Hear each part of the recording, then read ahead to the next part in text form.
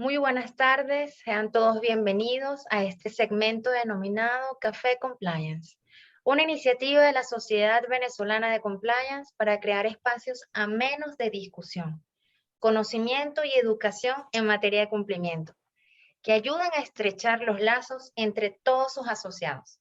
Mi nombre es Úrsula Rodríguez, soy abogada corporativa, miembro de la Junta Directiva de la Sociedad Venezolana de Compliance y estaré acompañándolos el día de hoy en la moderación de este espacio. Como es sabido por todos, recientemente se llevó a cabo la visita in situ a Venezuela. Fue realizada por la misión de evaluadores del Grupo de Acción Financiera del Caribe, GAFIC, en el marco de la cuarta ronda de evaluaciones mutuas ALA-CFT, al cual pertenece Venezuela desde el 31 de octubre de 1997, fecha en que la jurisdicción venezolana firmó el memorándum de entendimiento con este grupo regional tipo GAFI. Para entender de qué trata esta ronda, la Sociedad Venezolana de Compliance ha extendido una invitación a 2 especialistas en la materia, que gentilmente aceptaron y se encuentran presentes el día de hoy. Se trata nada más y nada menos que de Dani Colmenares, oficial de cumplimiento de la Casa de Intercambios de Activos Virtuales CryptoBuyer Venezuela, y Pedro López, oficial de cumplimiento de la institución bancaria 100% Banco. Además, es presidente del Comité de Oficiales de Cumplimiento del Sector Bancario, quienes nos compartirán sus experiencias en el proceso de visita de la delegación del Grupo de Acción Financiera Internacional GAFI con ocasión de la cuarta ronda de evaluación mutua que se realizó en Venezuela. Ellos nos nutrirán hoy desde su conocimiento como protagonistas de la ronda, ya que Dani estuvo en representación del sujeto obligado sector de activos virtuales y Pedro López en representación del Comité de Oficiales de Cumplimiento del Sector Bancario. Habiendo hecho ese preámbulo, quiero saludar y recibir a nuestros invitados. Bienvenidos. ¿Cómo se encuentran? Saludos, muchas gracias por la invitación, Úrsula, y a la Sociedad Venezolana de Compliance. Bastante bien, bueno, ya un poquito más relajado después de la visita. Creo que desde noviembre se trabajó mucho para ese momento, ¿no? Y fueron 2 semanas que estuvo acá el GAFI presente en Venezuela y creo que movió bastante, muchos organismos, provocó mucha coordinación, muchas reuniones, muchas mesas de trabajo que finalmente eh, llevaron a mostrar esos resultados que esperemos sean favorables entonces finalmente en esta evaluación. Sí. Muy buenas tardes. Gracias, Úrsula, por tu presentación. De verdad que nosotros estamos muy complacidos, bueno, pues de contar en este espacio acá con el licenciado Pedro López.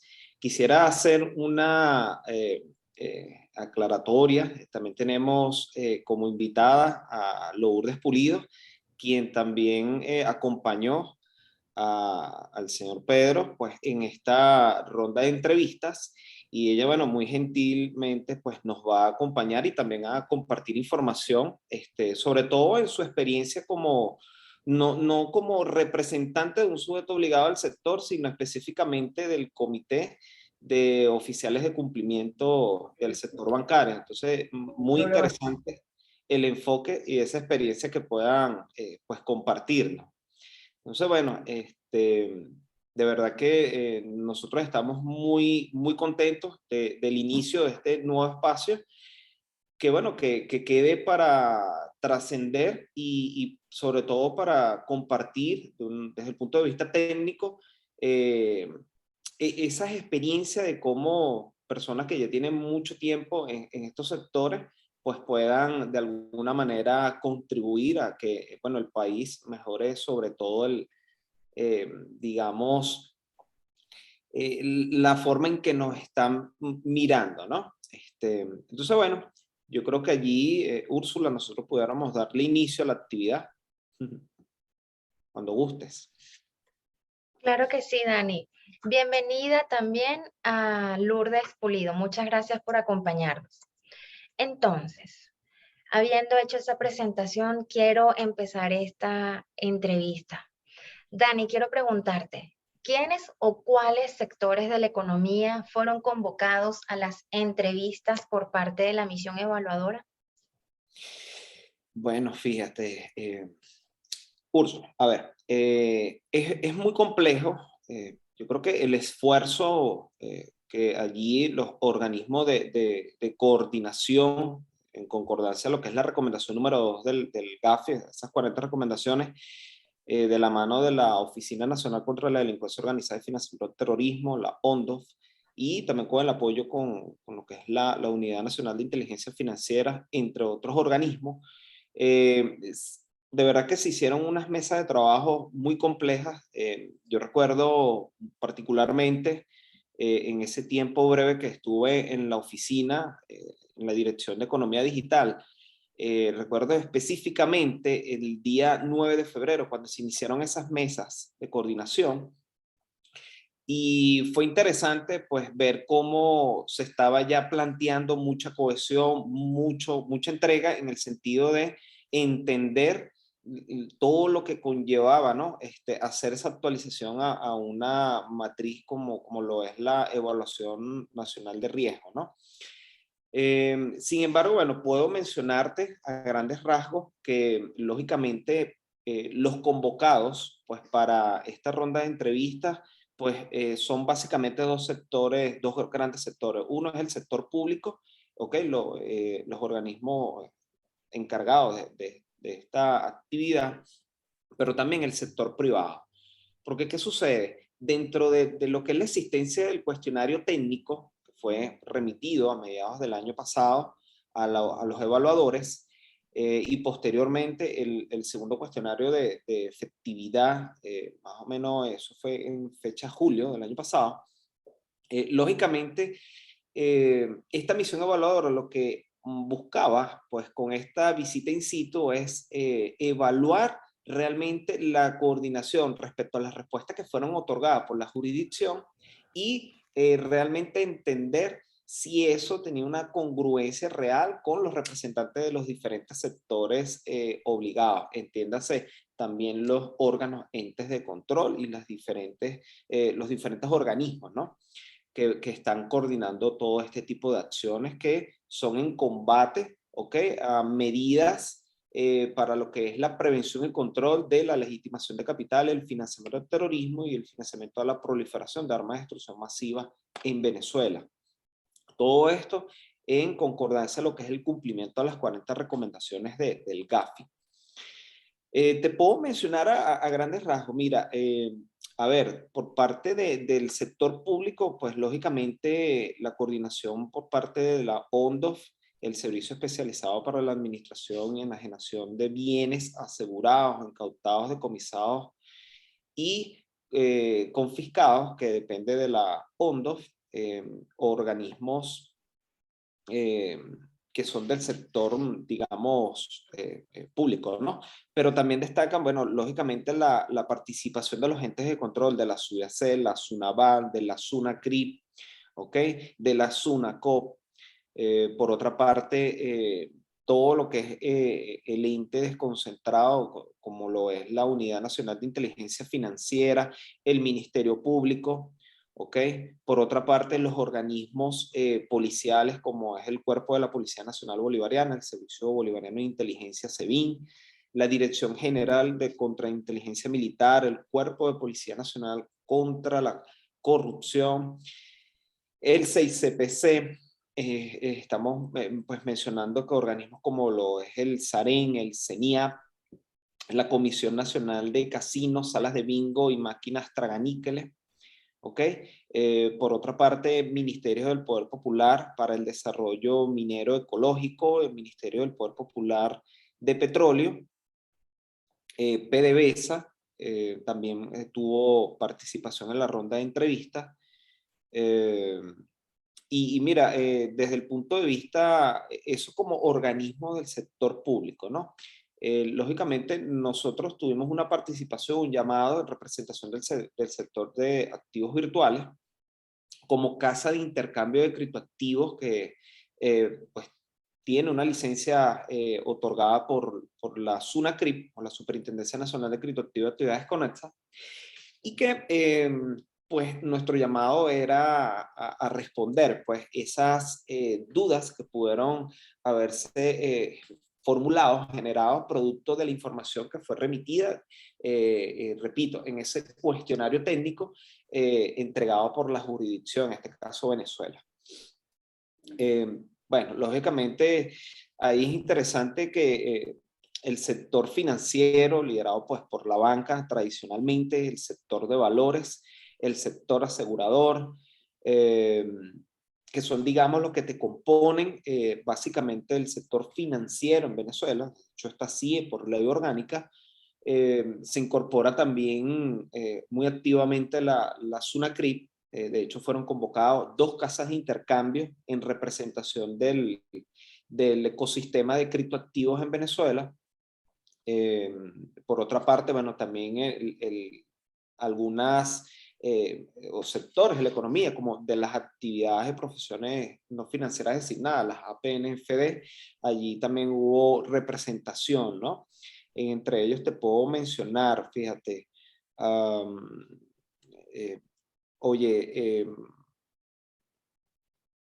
recuerdo y estoy en entendimiento del sector de abogados. Fue llamado una firma de abogados, también del sector de contadores y de la cámara inmobiliaria, de agencias inmobiliarias,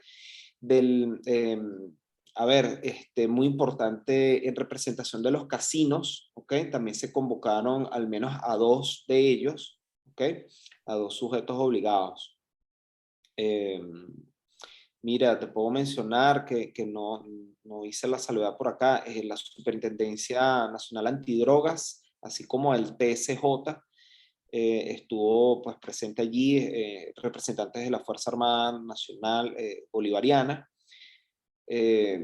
También muy importante la participación en esas entrevistas de la Superintendencia Anticorrupción, de la Contraloría General de la República, del Ministerio del Poder Popular para el Turismo. Bueno, allí también la participación de la Asociación Bancaria de Venezuela y en representación también aquí, bueno, contamos con el señor Pedro y Lourdes, quienes estuvieron en esa ronda de entrevistas, bueno, el sector de notarías. Fíjate que qué interesante esto, representantes de comerciantes de metales preciosos y piedras preciosas, sujetos obligados, otros sujetos obligados, por ejemplo, cajas de ahorro del ejército bolivariano. Es decir, fue una ronda de entrevista muy completa, donde se abordaron, de hecho, convocaron a comerciantes de celulares, de coches, por ejemplo, de una marca reconocida de ensambladora de vehículos en Venezuela, como lo es Ford Motor de Venezuela. Y eso lo que hace llamar y entender que básicamente los evaluadores realmente querían conocer y evaluar realmente cómo son esas medidas de administración de riesgo en todo caso en el cumplimiento de las 40 recomendaciones. No sé si el señor Pedro tiene por allí alguna incorporación de alguna que no haya mencionado. No, creo que las comentaste todas, ¿no? Y por solamente las organizaciones sin fines de lucro, hubo invitación a varias fundaciones y como comentaba, hoteles y casinos. Bien interesante también la entrevista de ellos y emisores de, de obligaciones. Fíjate, aquí lo importante es que de cada superintendencia luego invitaban aguas abajo a los sujetos obligados, tanto públicos como privados. Entonces creo que eso fue interesante. En el sector bancario fueron 8 bancos y seleccionaron a los bancos más grandes, público y privado. Allí estuvo entonces Banesco y Venezuela. También a bancos digamos, diferenciados como Mi Banco, que es un banco microfinanciero, y el Banco Internacional de Desarrollo, por ser banco, bueno, también de unas características muy particulares, Bancoex, y Banco Provincial y Banco del Tesoro, y básicamente ellos, estos dos últimos por el tema de que manejan una cartera importante de fideicomisos. Entonces fue bastante diferenciado y las preguntas fueron distintas para cada uno de sus sectores. A nosotros en la asociación bancaria, bueno, por agruparlos a todos, saben que la asociación bancaria es un ente que está conformado por bancos privados, pero y desde hace más de 60 años que funciona, existen comités que se han ido creando para cada una de las áreas medulares del sector. Hay 28 comités y el Comité Oficial de Cumplimiento es uno de los comités más activos dentro de esa asociación. Allí confluimos tanto bancos públicos como privados. Y bueno, allí eventualmente casi cumplimos el año pasado con la meta de reunirnos una vez al mes, pero ya este año creo que nos reunimos casi que dos veces en enero y inclusive ahora en febrero para hablar un poquito de los resultados de esa evaluación. Y todos los cambios que vienen nos va a llevar a ampliar la frecuencia de esas reuniones. Allí básicamente intercambiamos un poco las mejores prácticas que está haciendo cada uno dentro de su institución. Revisamos las normativas que están siendo emitidas, las circulares que nos llegan, la interpretación. Pero sobre todo tenemos una relación muy directa con los reguladores y hablamos de la UNIF y la superintendencia en este caso. En el pasado hicimos mucho enlace con el Ministerio Público para acercarnos a los jueces, a los fiscales, para que entendieran un poco cómo veíamos el tema de este lado y bueno, y así facilitar mejor la labor de cooperación cada vez que hacen un requerimiento. En el comité también mostramos, siempre como un capítulo fijo, además de ver las circulares del periodo, alguna tipología. ¿Qué te ocurrió a ti? ¿Qué encontraste en tu banco en esta oportunidad que puedas compartirnos? A ver si ese mismo caso, esa misma tipología o ese mismo cliente está haciendo lo mismo en otra institución. Y finalmente, digamos, en la asociación hacemos esta representación conjuntamente con la Asociación Bancaria de Venezuela. El año 2013 fue la última visita que hubo del GAFI. Verá que fue un formato muy distinto y fue algo muy rápido. Creo que en un solo día evaluaron casi que a todos los sectores metidos en un salón. Recuerdo en la ONA de aquel tiempo, estaban allí todos los reguladores, estaban sujetos obligados de distintos sectores. En esta oportunidad, fíjate tú como acabas de nombrar, aquí yo tenía cuantificado, fueron 31 entes de control, entes públicos, sujetos obligados fueron 22 sujetos obligados, actividades profesionales no financieras fueron 18 invitados, y bueno, los 7 bancos más la asociación bancaria. Entonces, obviamente que en 2 semanas entrevistarse con todos estos sectores y lo cumplieron al pie de la letra.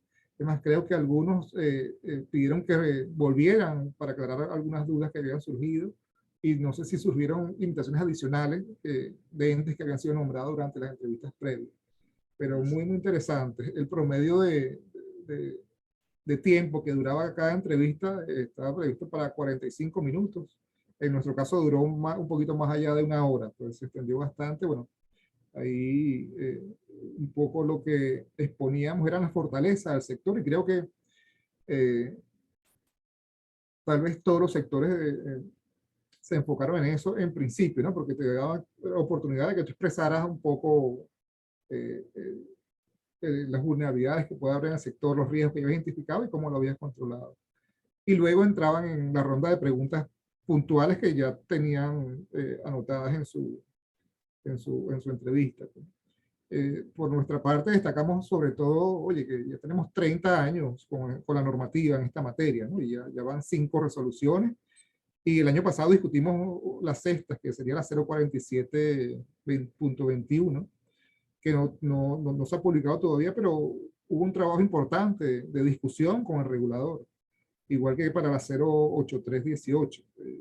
Comparten con nosotros los borradores, nos reunimos, damos nuestras apreciaciones y para esta última modificación tuvimos varias mesas de trabajo y realmente hubo discusión y sobre todo hubo de parte del regulador buena acogida de todas las recomendaciones para mejorar, porque todo esto es para mejorar, digamos, el resultado final en esta materia. Otro de los aspectos que destacamos es, bueno, toda la inversión que se hace en esta materia en el sector bancario. el hecho de que existan unidades de prevención de legitimación de capitales en bancos grandes que tienen más de 60 personas, hay otro que tiene más de 40. Yo estoy en el banco, creo que uno de los más pequeños del sector, y al menos yo tengo de manera directa 10 trabajadores a tiempo, a dedicación exclusiva a esta materia.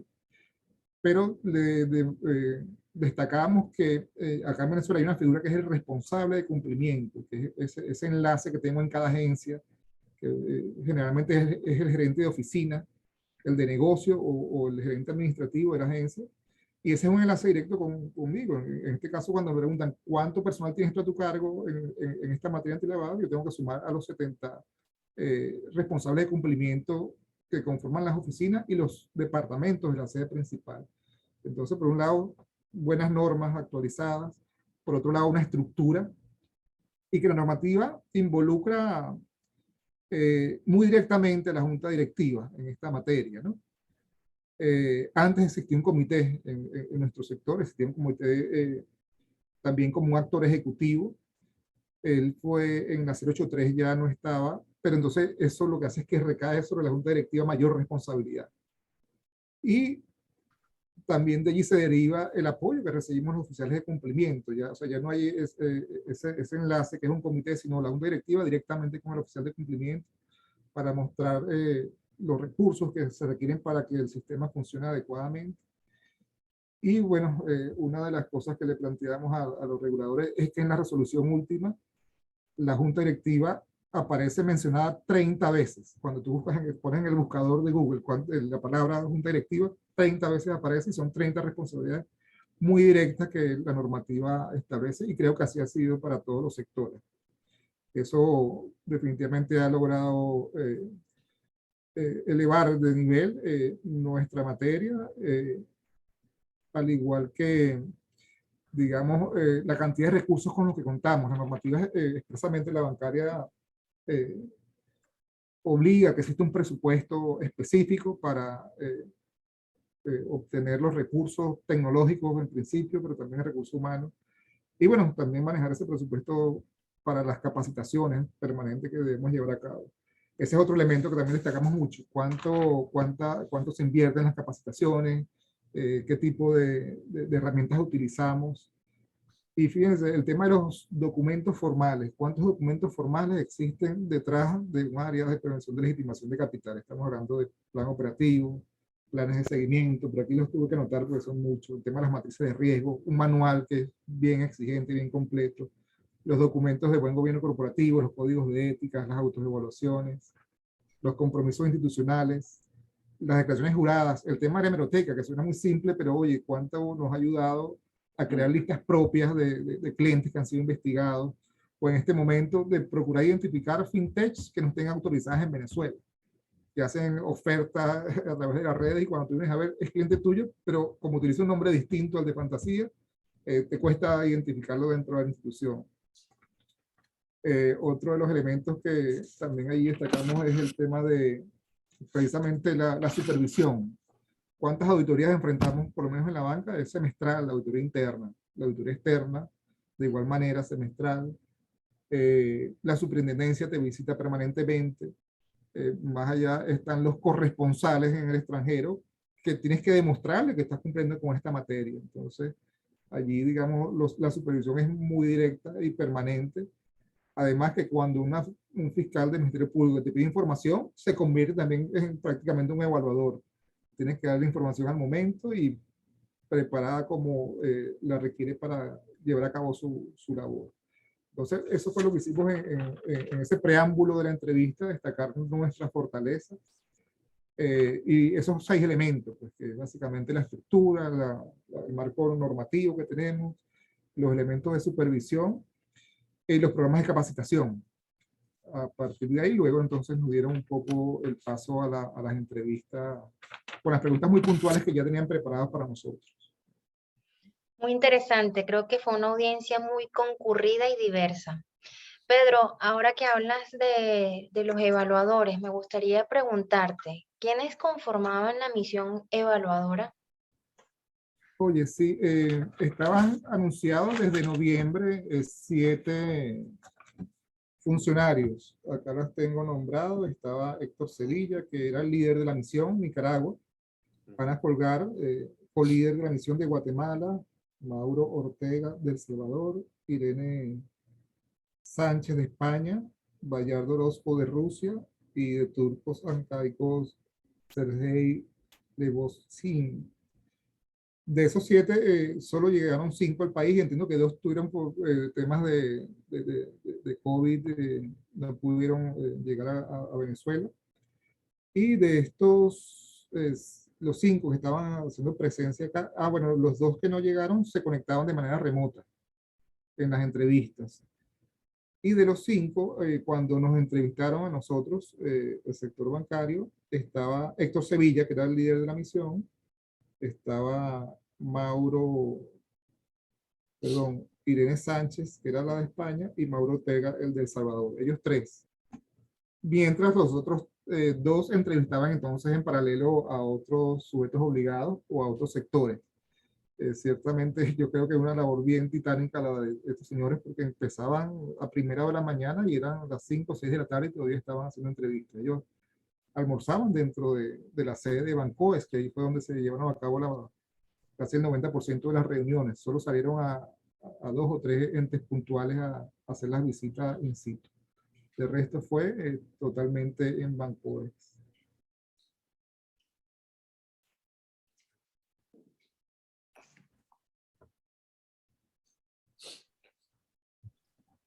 Fue una comisión evaluadora también con mucho nivel, por lo que te estoy entendiendo. Ahora, Ciertamente. Bueno, todos los miembros del GAFI son personas que tienen amplia trayectoria en sus países en esta materia. Generalmente son funcionarios que han ocupado cargos importantes en entes reguladores en sus países. Y entonces yo creo que hasta Ana Folgar, que era la co-líder, lo recuerdo de la última visita que hubo a Venezuela. No sé si estuvo personalmente o dentro de los revisores, pero el nombre me sonó mucho realmente. a propósito de esto, fíjense que la audiencia está interviniendo y quieren participar con nosotros en la discusión. Tenemos una pregunta de la audiencia. ¿Cuáles fueron las impresiones que se llevaron los miembros de la comisión evaluadora? Adelante, bueno, si quieres inicia.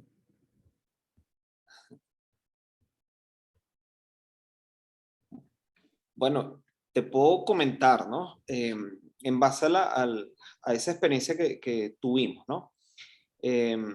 Para la atención de la entrevista, pues asistimos 3 personas en representación de la casa de intercambio, en este caso el CEO, ¿ok? Y el director de operaciones financieras de la casa de intercambio y mi persona por la parte del área de cumplimiento.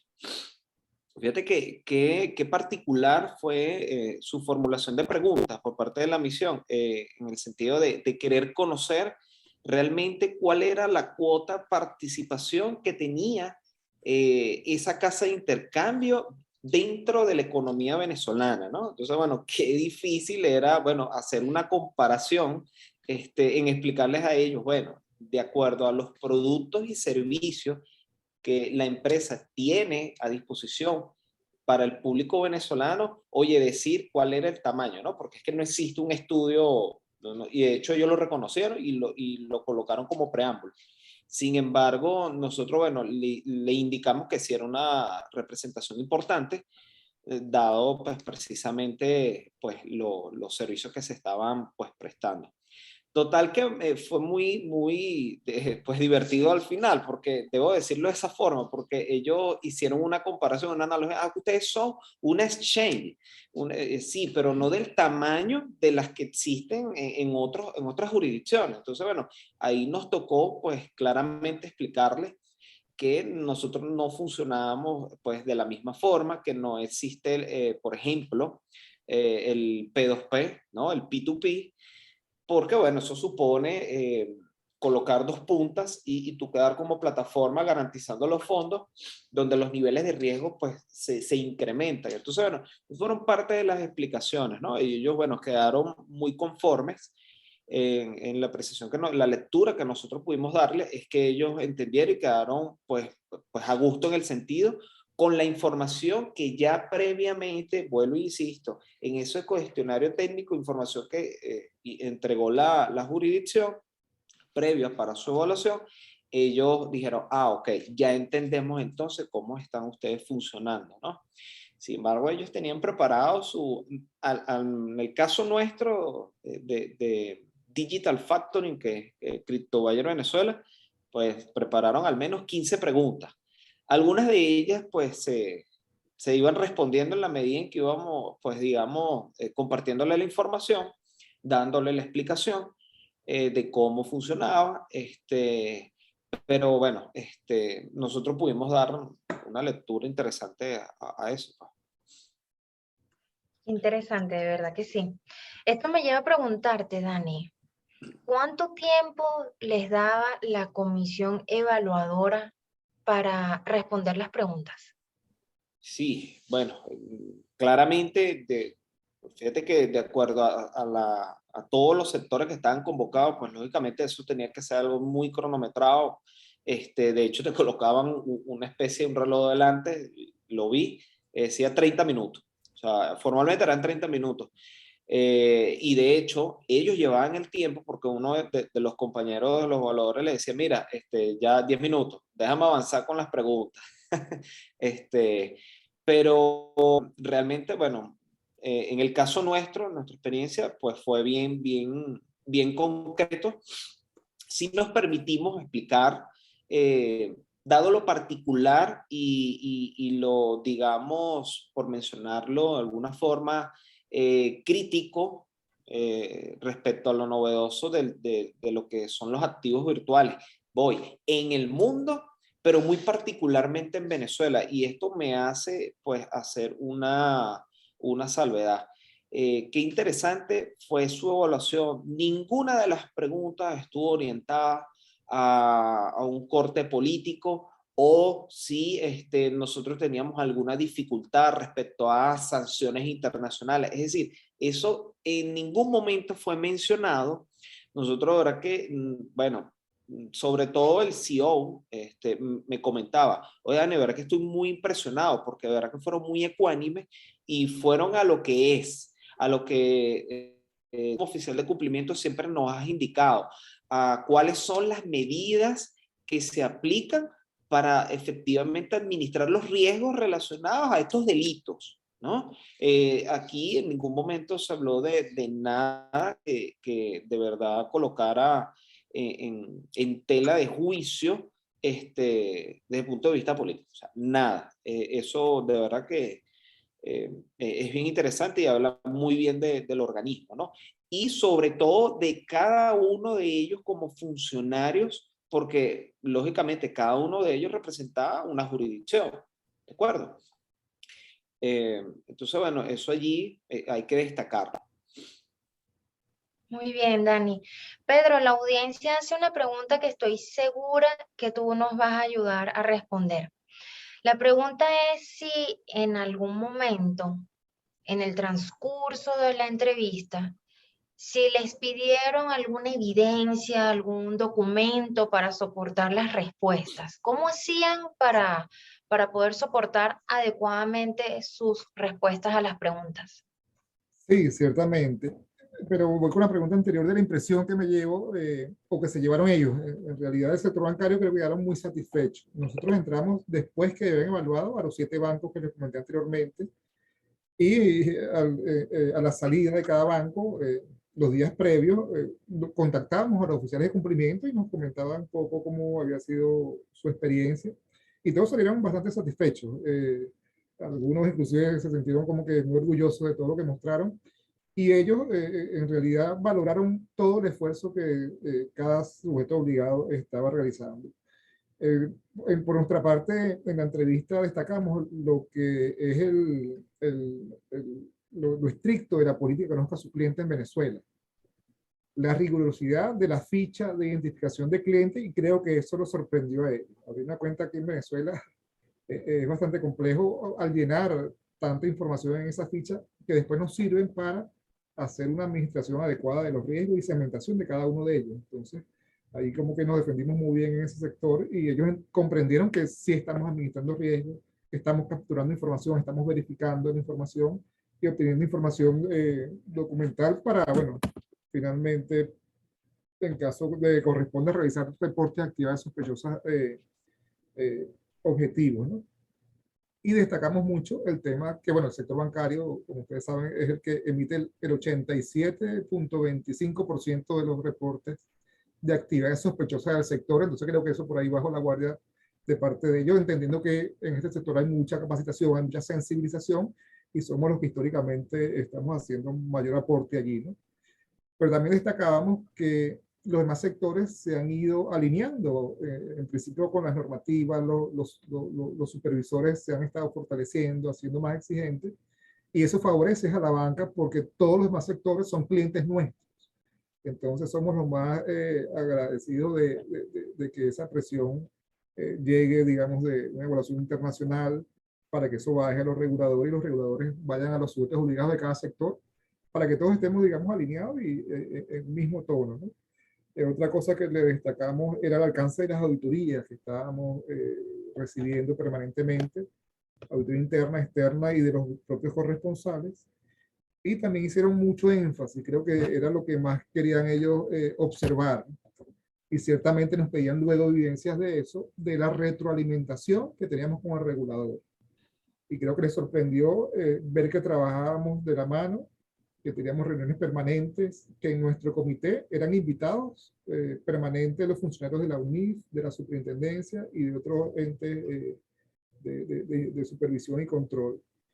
Y nos pedían evidencia un poco de eso, ¿no?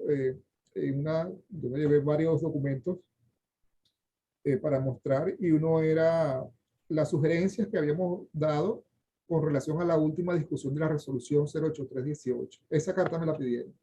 Tú puedes facilitarme esa carta con esas recomendaciones que nacen del sector bancario a través del Comité de Oficiales de Cumplimiento y se envió a través de la Asociación Bancaria y que fue recibida y que tomaron en cuenta esas recomendaciones. Eso creo que fue uno de los documentos que más valor le van a dar, porque demuestra que efectivamente trabajamos de la mano. Finalmente concluíamos con ellos que generalmente uno ve al regulador como un oponente, pero no, el regulador es un aliado permanente de nosotros, que nos va a decir cómo mejorar nuestro sistema, porque el enemigo es otro, el enemigo es la delincuencia organizada, y bueno, todos estos mecanismos apuntan a evitar su auge y bueno, reportar actividades sospechosas que finalmente tienen como fin último confiscar bienes a la delincuencia organizada, que es lo que finalmente los va a debilitar. No es solamente meter preso a los delincuentes, sino que le quitemos los bienes que generalmente están convertidos en bienes o en activos dentro de los propios sujetos obligados. Nos pidieron 4 documentos particularmente. Uno fue ese, déjame chequear acá el otro de los documentos que nos pidieron. Bueno, le ofrecíamos algunos documentos y nos decían, no, ya tengo varios planes operativos.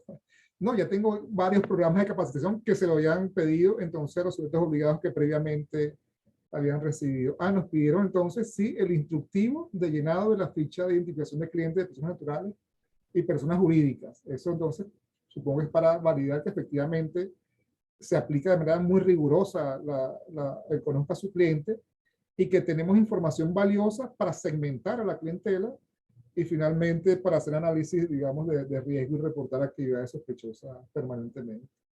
Otro de los documentos, ya te voy a comentar acá. Bueno, fíjate, el otro fue. Hicieron mucho énfasis en entender si habíamos hecho una evaluación sectorial de riesgo. Porque la recomendación número 1 apunta hacia eso.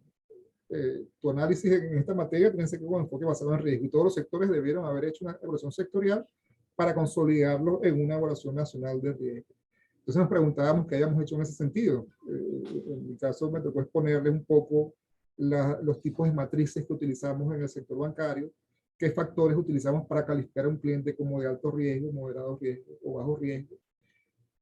Y nos preguntaron si teníamos lineamientos del regulador en esta materia, ¿no? Y obviamente que sí los tenemos, pero nos paseamos un poco porque la normativa bancaria exige el enfoque basado en riesgos desde hace 10 años.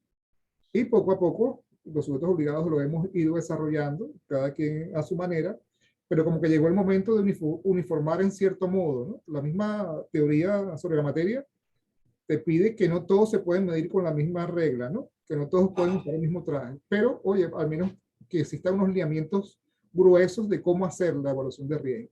Y eso ocurrió cuando el año pasado, en el ejercicio de tipologías, se dieron esos lineamientos y esos parámetros muy claramente por parte del regulador. Y nos pidieron la evidencia de que esos lineamientos se habían dado, y la evidencia fue la presentación que hizo la Oficina de Prevención de Legitimación de Capital de la Superintendencia de Bancos a todos los sujetos obligados que estábamos allí presentes. Pedimos autorización a la superintendencia para entregarlo a través de nosotros, esa presentación, y fue facilitada, se la entregamos a la ONDO y la ONDO se la entregó a ellos. Entonces, por ahí también con ese documento quedó bastante claro que efectivamente hay lineamientos en la materia. Eso creo que fue algo bastante valioso para ellos. Esos 4 documentos fueron los que nos pidieron finalmente, porque ya nuestros colegas entrevistados previamente habían facilitado las matrices, los programas, tal vez evidencias de códigos de ética, de códigos de buen gobierno corporativo y todos los documentos formales que les mencioné anteriormente. Qué bueno contar con ese espíritu colaborativo entre las instituciones que participaron. Qué bien, Pedro. A escasos 15 minutos para cerrar este segmento, esta entrega de Café Compliance, me gustaría formularles una última pregunta que nuestra audiencia nos está posteando acá en la caja de comentarios. La pregunta dice así: ¿tuvieron la oportunidad de obtener algunas conclusiones o especie de informe final? ¿Alguna retroalimentación o no era permitido caer en debate durante la evaluación? Adelante, Dani, para alternar. Sí, bueno, formalmente no en el momento de la conclusión de la entrevista. Sí te puedo mencionar que para el último día, que fue el día viernes, San Pedro, finalizaron, ya, yo creo que lo tenía por acá, pues para darte más precisión de esto. El último día, viernes 28 de enero, fue la conclusión, ¿correcto? Sí. Sí mostraron un informe preliminar, pero a ver, eso no conlleva claramente a marcar una posición de ellos como misión evaluadora. ¿Okay? Sí hubo a grandes rasgos. Particularmente puedo pues mencionarles que pues fui pues, participado pues por los representantes en todo caso de la SUNACRI, de que bueno, nosotros hicimos una buena participación, una buena actuación en la atención de las respuestas, puesto que también nos solicitaron soportes de la información que nosotros estábamos respondiendo. Es decir, nosotros nos preguntaron, ¿ustedes hacen evaluaciones de riesgo, ¿no? Tomando en cuenta los distintos parámetros? La respuesta es sí, en atención a la normativa que está pues, dictada como tal, definida por nuestro ente de control. Nosotros disponemos de nuestras matrices de riesgo, lo que fueron evaluadas por el regulador, y la respuesta fue simple. Ok, remítenos esas matrices. Ajá, ¿cuántas evaluaciones hiciste? No, bueno, 2, ok, dámela. Básicamente es afirmarte eso, ¿no? No sé si el señor Pedro pues tenga alguna precisión adicional sobre eso. Sí, no, sobre las conclusiones todavía no han sido compartidas, ¿no? Suponemos que la ONDO recibió ese borrador inicial. Sí le preguntamos eso, que cuándo se conocerían esos resultados, y en el momento nos informaron que ese viernes, ciertamente, como dice Dani, ellos dejaban un informe preliminar, que supongo que también estará sujeto a discusión con el coordinador de esta misión acá en Venezuela, y que en marzo emitían entonces ya el informe definitivo. Y de allí había un plazo hasta octubre que era cuando se llevaba el informe, digamos, o este plazo de marzo a octubre, es para ajustar lo que corresponde ajustar. Y en la plenaria de octubre sería donde se tomaría la decisión definitiva, pues, sobre la calificación de Venezuela en base a esta metodología Gafi, ¿no? Pero no hemos sido informados de los resultados finalmente, ¿no? Sí hubo una evaluación preliminar que era con que arrancábamos el año pasado. Como ustedes saben, son 40 recomendaciones, pero que se convierten en 157 criterios técnicos, ¿no? Y cada uno de esos criterios ellos lo evalúan. Y en función a estas entrevistas, seguramente muchas de esas calificaciones seguramente mejoraron. Habría que ver cómo terminó ese resultado final, pero no ha sido compartido, por lo menos con nuestro sector, con nuestro gremio, no ha sido compartido. Estimo que deben hacerlo pronto, porque ya el tiempo está corriendo, como decimos, y habría que ir ajustando las cosas que ellos hayan observado como oportunidades de mejora, que obviamente tienen que insistir. Bueno, supongo que sobre todo en los sectores donde no hay una regulación específica, donde no hay un supervisor claramente identificado, porque ya los otros sectores donde hay superintendencia es mucho más fácil implementar todo lo que ellos recomiendan, ¿sí? Muy bien, muchas gracias, Pedro, por tu respuesta. Quiero cerrar este evento con una valoración muy positiva sobre las implicaciones del mismo. Quiero agradecerles y decirles que estoy muy orgullosa de haber podido contar con su presencia en la ronda. Sé que estuvimos muy bien representados. Sé que la comisión evaluadora se debe haber llevado muy buena impresión, sobre todo cuando se presentaron todos esos soportes documentales tan minuciosos. De verdad que creo que fue una experiencia muy nutrida y sé que tendrá buenos resultados. Agradezco muchísimo a nuestros invitados por haber aceptado tan gentilmente la invitación de la Sociedad Venezolana de Compliance a participar en la primera entrega de Café Compliance. Agradezco igualmente a la Junta Directiva, a nuestro presidente Samuel Acuña por habernos acompañado en la noche de hoy. Quiero agradecer a todos los miembros asociados por haberse apersonado hoy y habernos acompañado en esta entrega. Les invito a seguir nuestro Instagram en 4SB Compliance y nuestro canal de YouTube, en el que quedará colgada esta grabación para que puedan consultarla cuando deseen, así como los demás clips que contienen todos los eventos de educación y academia que promueve la Sociedad Venezolana de Compliance para divulgar la cultura del cumplimiento en Venezuela. Les agradezco muchísimo su presencia. Mi nombre es Úrsula Rodríguez, miembro de la Junta Directiva de la Sociedad Venezolana de Compliance, y esto ha sido Café Compliance. Muchas gracias.